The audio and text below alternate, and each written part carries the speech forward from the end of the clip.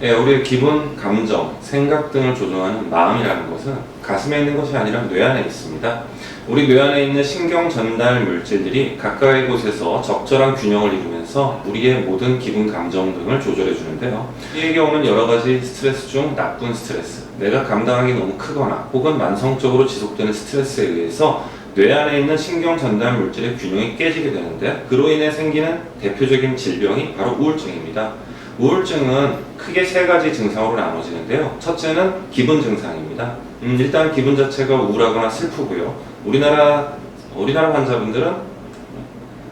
사람들은 본인의 감정에 대해서 타인에게 오픈하는 것을 굉장히 불편해하기 때문에 우울하다 슬프다는 것보다는 기분이 가라앉는다, 마음이 가라앉는다는 표현들을 가장 많이 사용하시죠.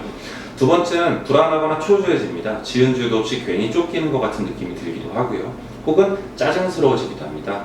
세 번째는 누군가에게 내 얘기 좀 하려고 그러면, 혹은 혼자 앉아서 스스로 잘 살고 있는지 생각 좀 하려고 그러면 쉽게 눈물이 난다는 것이고, 이 눈물이 잘 멈춰지지도 않습니다. 네 번째 기분 증상이 가장 중요한데요. 무의욕증입니다. 재밌는 것도 없고 흥미있는 것도 없고 하고 싶은 게 아무것도 없어지고 의욕 자체가 없어지는 무기력한 상태에 빠지게 되는 거죠.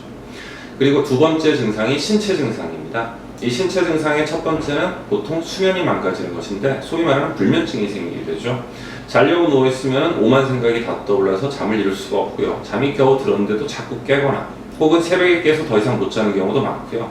그 다음에 우울증에 의해서 수면의 질이 나빠지다 보니까 숙면에 못 취해서 결국 꿈을 많이 꾸게 되고, 낮 동안에 나쁜 생각을 많이 하다 보니 결국엔 악몽을 많이 꾸게 되죠. 세 번째 신체 증상은 몸이 여기저기가 아플 수 있습니다. 우리가 신경성이라고 하는 건 다 생기는데요.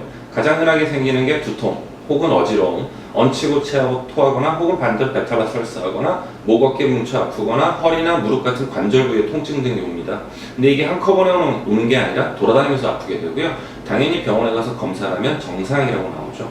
그러다 보니까 저희 정신건강의학과까지 오시기 전에 정형외과, 신경외과, 내과, 가정의학과, 통증의학과 등 다른 과를 두세 군데 이상 거쳐서 오는 경우가 가장 흔합니다. 특히 우리나라에서는 신체적 증상 중에 특징적으로 가슴 명치 부위의 통증을 주호소로 하는 합병이 있죠. 합병은 명치 부위의 신체적 통증, 그 다음에 심한 불안을 동반한 우울증이라고 생각하시면 되고, 역시 우울증과 치료는 동일합니다. 그리고 세 번째 증상이 바로 인지 증상, 머릿속 생각으로 드는 증상인데요. 인지 증상의 첫 번째는 부정적 사고의 반추입니다. 나쁜 생각이 머릿속에서 꼬리에 꼬리를 물고 맴돕니다. 예를 들어서 이것도 싫고 저것도 안 될 것 같고, 이 사람도 날 미워하는 것 같고, 저 사람도 날 싫어하는 것 같고, 이런 나쁜 생각이 계속 머릿속에서 맴돌다 보니까 환자분들이 가장 힘들어하는 게 이 증상이죠. 두 번째 인지 증상은 이렇다 보니까 자존감이 굉장히 많이 손상을 받습니다. 전엔 내가 참 괜찮은 사람이었던 것 같은데 자기 스스로 자기가 쓸모없는 사람, 가치 없는 사람 혹은 못난 사람처럼 인지가 되는 거죠.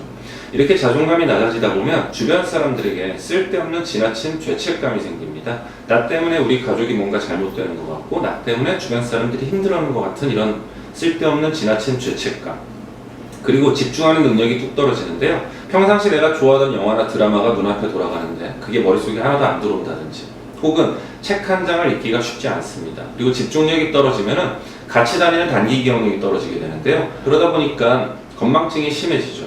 그래서 연세 드신 분들이 우울증에 걸릴 땐 치매가 아닌가라고 헷갈려하는 경우도 상당히 많습니다. 그리고 결정하는 능력이 뚝 떨어집니다. 결정장애가 생긴 듯이 우유부단해지게 되죠. 옛날에는 이거냐 저거냐 할까 말까 바로바로 선택과 결정이 가능했는데, 우울증이 생기게 되면 그런 선택을 못하게 됩니다. 그래서 우울증에 걸린 분들께는 중요한 결정은 반드시 우울증의 증상이 완치된 후에 하시도록 권유해드립니다. 그 다음에 이 세상 아무도 내 마음 몰라주는 것 같은 외로움이나 소외감, 혹은 내일은 오늘보다 더 힘들 것 같고 희망이라고 없는 것 같은 절망감을 느끼게 되고, 이렇게 힘들다 보니 죽음이란 무엇인가, 사후세계는 어떨까, 죽음이나 사후세계에 대한 생각을 하게 되고, 심지어 죽고 싶다라든지 죽어버릴까라는 자살사고, 자살 충동까지 생기게 됩니다. 우울증 때 중요한 건 우울해서 자살하는 것이 아닙니다. 우울증의 하나의 증상으로서 자살사고나 자살 충동이 생기는 것이고요. 제가 쭉 나열한 10몇 가지 중에서 4-5가지 이상이 해당이 될 때는 우울증이다라고 진단을 내리게 되어 있습니다. 우울증과 알코올 의존과의 상관관계는 남성 알코올 의존과 여성 알코올 의존이 좀 다른데요.